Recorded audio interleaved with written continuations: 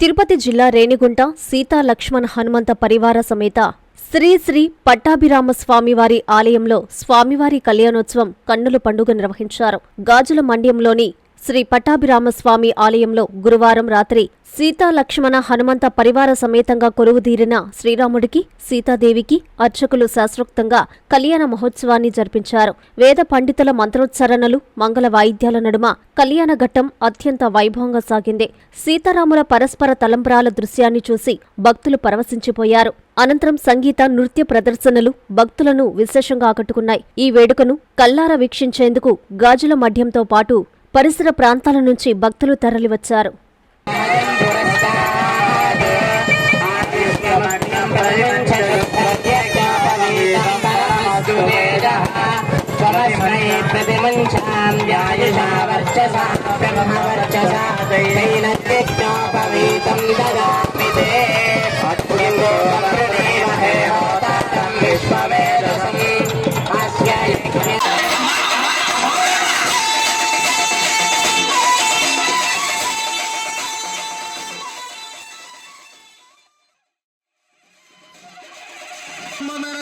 మట్టి బిసిగి బతికెటోళ్ళ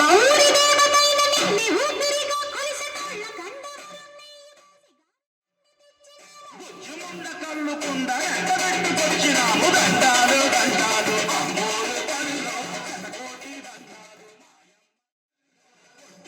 తెచ్చాము అమ్మోరు పనిలో పొంగళ్ళు పెట్టాము మాయమ్మ మమ్మేరు అమ్మోరు పనిలో.